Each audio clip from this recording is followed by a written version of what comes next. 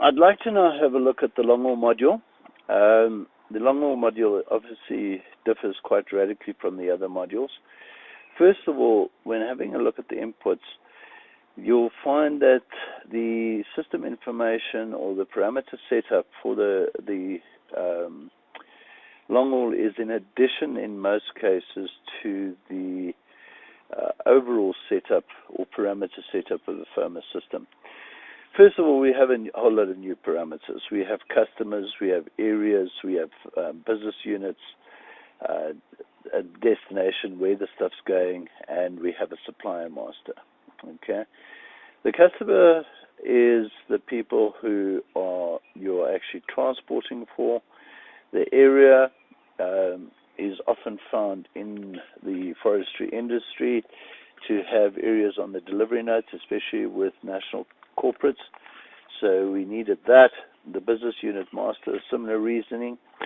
The destination master, you could have the same customer, but you could have a whole lot of different destinations, different malls, etc. And the supplier master is generally the supplier of the timber, so that would be the forestry company. In addition to that sort of information, we have a benchmark table.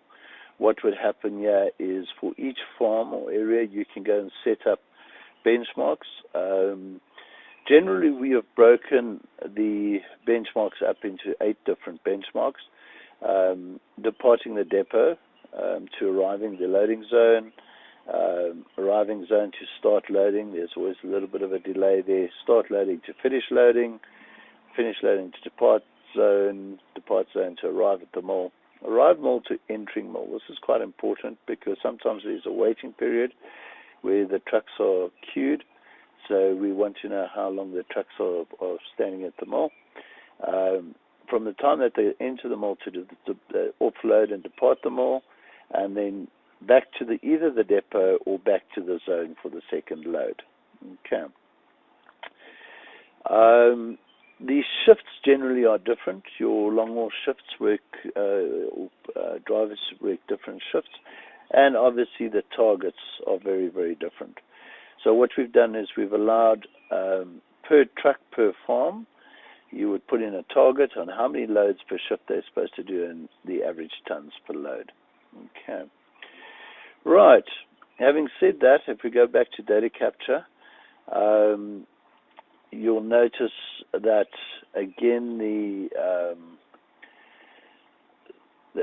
you've got these add edits, and this is a bit of a duplication. Let's take that out. We'll get to the external companies in a minute, but the add and the edit modules are the same. The capture can update, and then the management can view view and edit the updated stuff. Right. Essentially, what would happen is you would enter the date, you would enter your truck and those shifts. So all the data is captured per shift, per truck. Now, the big difference between the other modules is that we're capturing a whole lot of information per load, because each load could end up in a different venue, a different destination, could be a different supplier, could even be a different customer. Plus, we need to enter and capture all the various times. So you'll see from this capture form that you would select your customer, you'd select your farm, you'd select your compartment. We'll talk a little bit about waybills and delivery notes in a minute.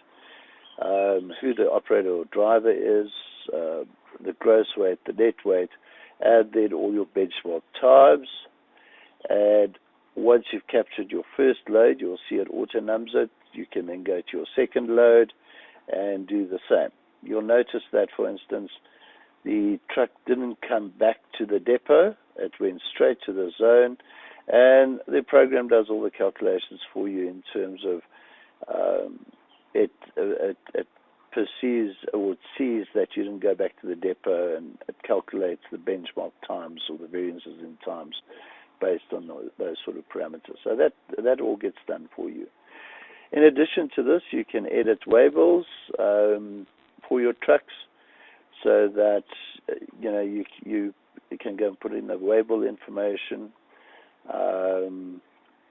as well as your delivery notes. Okay. Now, the delivery note here is quite important because it's at this stage that we're going to, because you only have one delivery note, which then pertains to what you as a company are charging for. So if it's harvesting or extraction or short haul or loading, you would tick the appropriate cost center, which you will, or sales center, which you would bill for. Okay. Right, so that gives you all that. Other than that, it's quite simple. You just capture the information, and in the next report or the next video, we'll have a look at the outcomes of the long haul module.